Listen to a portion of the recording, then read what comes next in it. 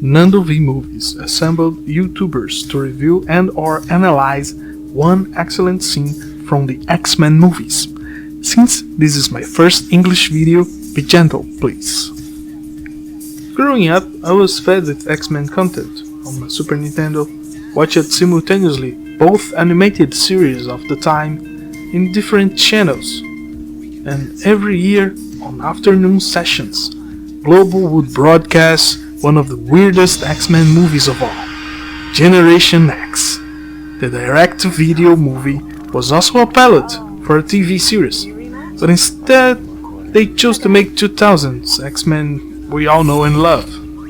This movie is also heavily influenced by the first X-Men animated series, especially the first episode. Are you really gonna take off? Home sucks, man. Freedom rocks.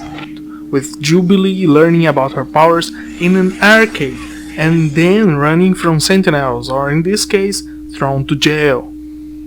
See, half of these movie characters were used in Fox's universe, but not much.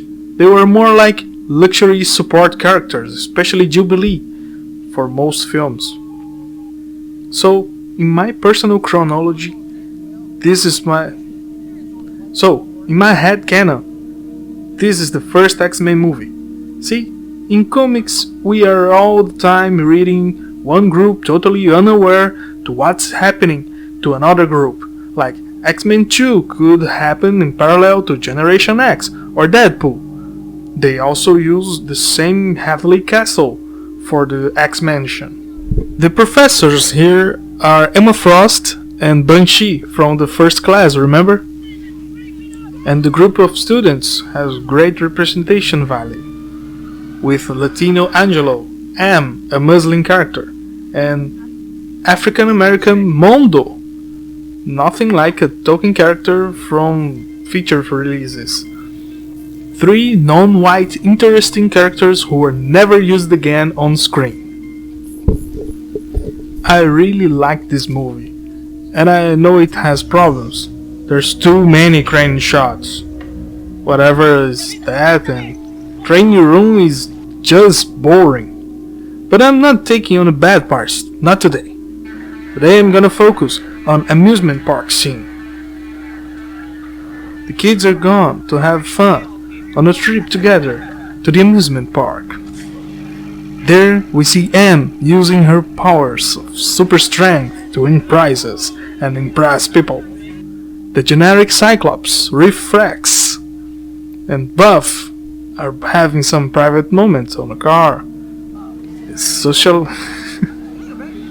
Jubilee is socializing with Mondo, and Angelo is just hanging out with the girl from his literal dreams.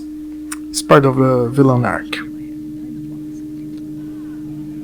Jubilee was very underused on the movies, especially because she was in the shopping mall deleted scene from Age of Apocalypse. And this scene is just a glimpse of what could have been. Back to the movie.